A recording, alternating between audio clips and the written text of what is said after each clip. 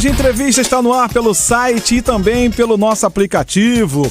Meus amados, desde a pandemia muita coisa mudou, né? Principalmente na área de relacionamentos. Algo que surgiu, por exemplo, e vem ganhando popularidade no país foram os contratos de namoro. Inclusive, o jovem atacante Endrick, da seleção brasileira, possui um acordo desses. E para falar mais sobre como isso funciona, eu vou ter o prazer agora de conversar, com o advogado especialista em direito da família, doutor Henrique Holanda. Doutor, bom dia.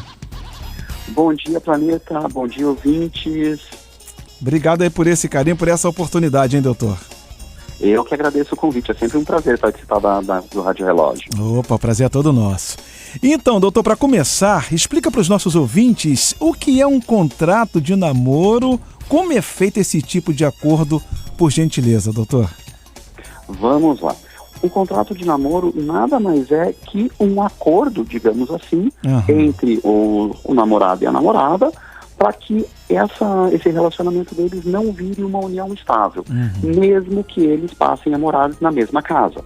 Isso aí tem sido muito comum hoje no Brasil, porque as pessoas elas estão tentando gastar menos, e com isso elas decidem morar juntos simplesmente pelo fato de diminuir as despesas, mas sem que esse relacionamento vire uma união estável.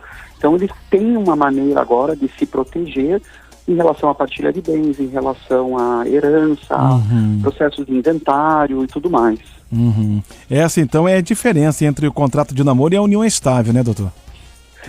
Sim. A união estável, o principal da união estável é a vontade de formar uma família. Não necessariamente ter filhos, mas formar uma família como um casal. Um casal que planeja o futuro juntos, que planejam viagem. Com o contrato de namoro, as pessoas podem morar na mesma casa, porém, cada um tem a sua vida. Eu pago as minhas contas, minha namorada paga as contas dela, a gente viaja junto, etc., mas eu tenho a minha vida particular, ela tem a vida dela. Nós não temos, nesse momento, a intenção de formar uma família. Estamos apenas morando junto para contenção de despesas, digamos assim. Como o senhor falou... dois podem pagar dois vão pagar um aluguel, mas eles podem pagar apenas um aluguel para os dois. Então, esse tipo de economia que os casais estão buscando. Entendi.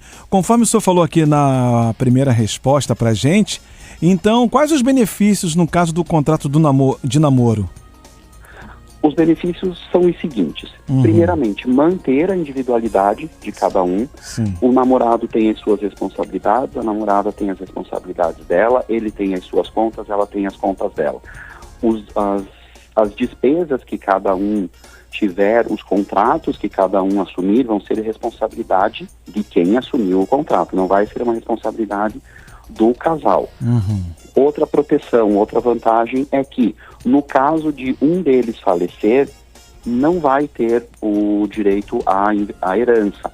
Então, por exemplo, o casal mora junto, eles têm um contrato de namoro e o namorado falece. A namorada não vai ter direito à herança dele, porque eles não tinham uma união estável. A mesma coisa, por exemplo, se um deles comprar um imóvel, comprar um carro, a responsabilidade de pagar as contas é só de quem comprou, então não vai ter essa partilha de bens. Esses são os principais pontos do contrato de namoro.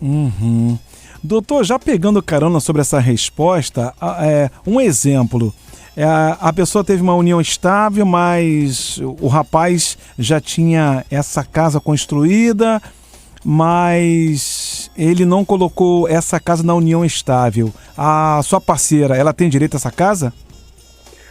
Depende. Via de regra, sim. Por quê? Mesmo na união estável, é possível que no momento de registrar a união estável no cartório, o casal opte pela comunhão universal de bens. Não é a regra geral. A regra geral é a comunhão parcial de bens, assim como no casamento. Sim. Se for pela comunhão parcial de bens, o que era do convivente antes vai ser dele, o que era da convivente antes vai ser dela, o que eles adquirirem durante a união estável vai ser dividido pelos dois. No exemplo que você me deu, ele já tinha um imóvel, já tinha uma casa, então a companheira dele não vai ter direito numa situação de divórcio. Porém, numa situação de falecimento e de inventário, aí sim, ela vai ter direito a uma parte de acordo com o nosso Código Civil. Ah, tá. Então, e se não tivesse inventário, os filhos é que têm direito, no caso, então? No inventário, na situação da união estável, os filhos vão ter direito, mas a viúva também tem direito a uma parte mesmo dos bens particulares. Ela vai concorrer com os filhos diretamente, em porções iguais, digamos assim, em percentuais iguais. Sim, entendi. Agora, doutor, e quando o relacionamento acaba, como é desfeito o contrato? O processo é parecido com o de divórcio ou não? Não, ele é muito mais simples. Vamos falar do contrato de namoro. O contrato de namoro foi registrado no cartório, ele vai ter que ser registrado o encerramento desse contrato de namoro, né? Porque o contrato tem um início, meio e um fim. Se eles fizeram por um registro público, eles vão lá no cartório de novo e falam, acabou, a gente não está mais junto. A união estável é a mesma coisa. A única diferença é que na união estável, se tiver filhos, aí vai precisar da participação do Ministério Público e da homologação do juiz em possível acordo por preservação dos direitos das crianças. Mas se não tem filhos e não tem nada, eles podem fazer, e estiverem de comum acordo, eles podem fazer no cartório mesmo, inclusive a partilha de bens. Boa, doutor, arrebentou. Doutor, para fechar aqui o nosso Relógio Entrevista, é verdade que no contrato de namoro pode ser incluídas proibições e obrigações e que em caso de infrações dessas regras, a parte que não cumprir o contrato tenha de pagar uma multa, doutor? Em partes é certa. Por exemplo, no contrato de namoro, você não pode colocar uma cláusula de fidelidade. Já no contrato, no pacto antinupcial, que é aquele que vem pré-casamento, aí lá sim, lá você pode colocar essa cláusula. Se tiver algum tipo de infidelidade, vai ser aplicada a multa que tiver no contrato. No contrato de namoro não tem muita aplicabilidade. Por quê? Porque o contrato de namoro ele não visa a formação de uma família, diferente da união estável e do casamento. Tá certo, doutor. Explicou muito bem pra gente aqui. Se eu pudesse, eu tiraria todas as dúvidas com o senhor pro resto do meu programa aqui. Com certeza. Seria um prazer, eu estou sempre à disposição. Opa, obrigado. Só para lembrar aqui os nossos ouvintes, né, que eu tive o prazer de conversar com um advogado especialista em direito da família, doutor Henrique Holanda. Esse nome é bonito, hein?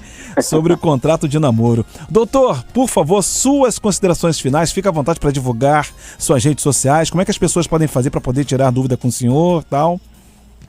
O meu Instagram é o jeito mais fácil de me localizar, @HenriqueHolanda_advogado. Henrique com H, Holanda com H e 2 L's. Boa. Só colocar Henrique Holanda no Instagram que já vai me localizar. Por ali tem o meu contato do WhatsApp, de e-mail, pode me mandar direct no Instagram.